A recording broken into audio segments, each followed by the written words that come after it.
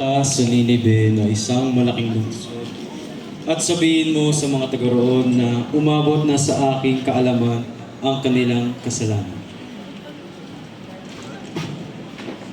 Sa halip na sumunod, ipinasya ni Jonas na takasan si Yahweh. Nagtungo siya sa Joppa at doon at nakatagpo ng isang barkong patungong Tarsus. Pagkatapos na magbayad ng pamasahe, sumakay siya sa barko upang maglakbay kasama ng iba pang mga pasahero patungong Tarsus.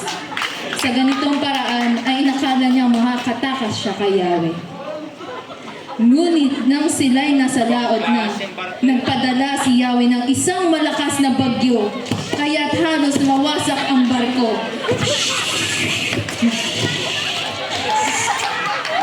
Dahil dito, labis na natakot ang mga tripulante, kaya't silang lahat ay humingi ng tulong sa kanilang Diyos. Pagkatapos, inuhulog nila sa dagat ang mga kargamento para gumaan ang sasakyan. Samantala, si Jonas naman ay mahimbing natutulog sa isang sulok sa iba pang palapag ng barko. Nakita siya ng kapitan at ginising. Anong nagagawa mo ba?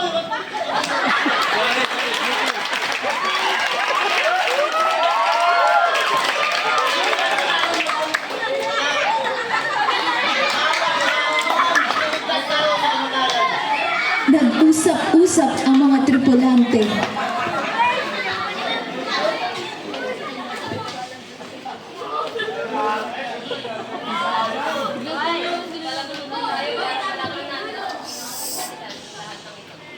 Gayon nga ang kanilang ginawa at nabunot las.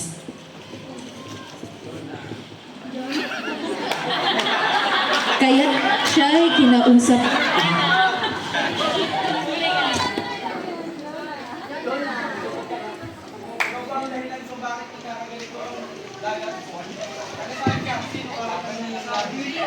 Ako isang Hebreo.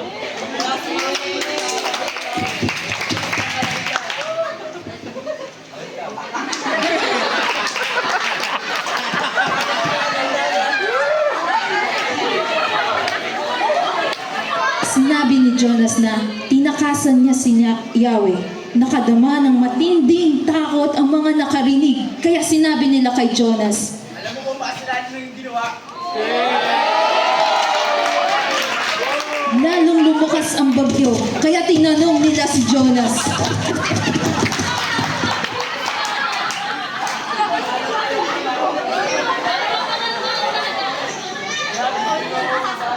Kasi niya ginagawa niya.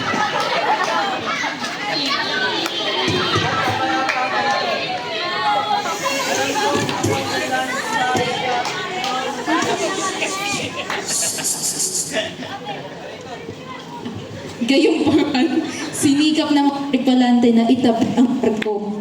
Ngunit wala silang magawa sapagkat lalong lumukas ang bagyo.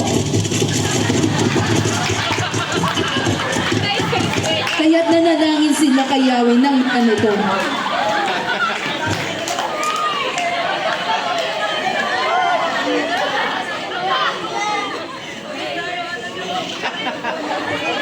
Pagkasabi nito, binuhat nila si Jonas at inihagis sa dagat.